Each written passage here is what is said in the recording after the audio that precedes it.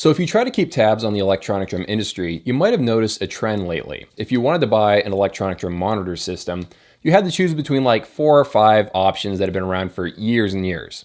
And then over the past year or so, everybody has suddenly released a brand new drum amp. We got a brand new drum amp from Simmons, from Alesis, from Yamaha, and then of course Roland released 2 new versions of their own. But at least with this video, I can shed some light on one of the options. So this is going to be my full review of the Yamaha MS45DR. Now, if that name sounds familiar, you're probably thinking about this drum amp right here. So this is the Yamaha MS50DR. The new 45 version is basically the little brother version of that. It's a little bit cheaper and it's like a slimmed down version. It's not quite as powerful. So if you're trying to buy a drum amp that's designed to shake the whole house or use on stage as a monitoring solution, I wouldn't necessarily say this is designed for that person.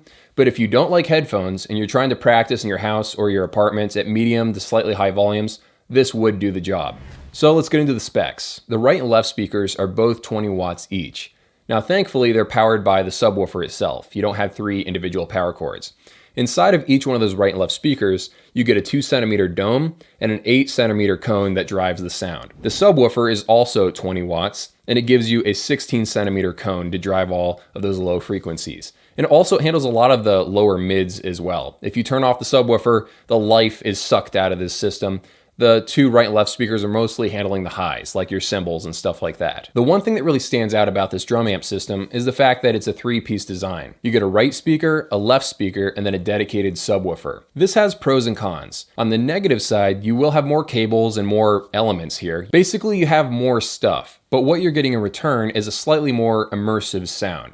So what a lot of people don't realize is that drum modules usually map the sounds to go right or left, depending on where that sound would be in physical 3D space with an acoustic drum set. So for example, if you have multiple speakers, like in this system, you'll hear that the floor tom is coming more out of the right side. And you'll also hear that the hi-hat is coming more out of the left side. And then of course, because the kick drum is very bassy sounding, you're gonna hear that mostly through the subwoofer. And you're probably gonna put the subwoofer right next to the kick drum. So the sound is very immersive. And also because the speakers are basically elevated onto the drum rack itself, you're hearing these speakers at almost ear level. Not quite ear level, but it's not coming from the floor. So you're probably gonna have to go to Guitar Center or Sam Ash and listen to one of these yourself and see if you like the sound.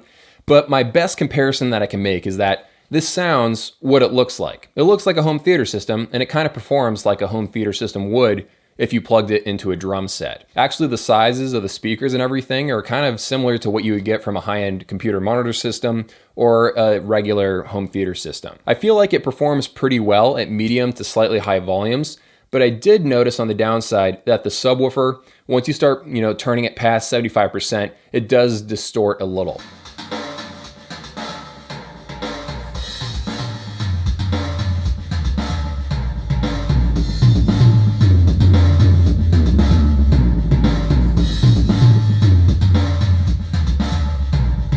And it's not because I'm doing any sort of crazy EQing inside of my drum module. I actually formatted my drum module and that's just what it sounds like at 3/4 volume. As far as watts go, it's about as powerful as one of their computer speakers from the early 2000s. This system can get pretty loud, especially for the sizes and everything.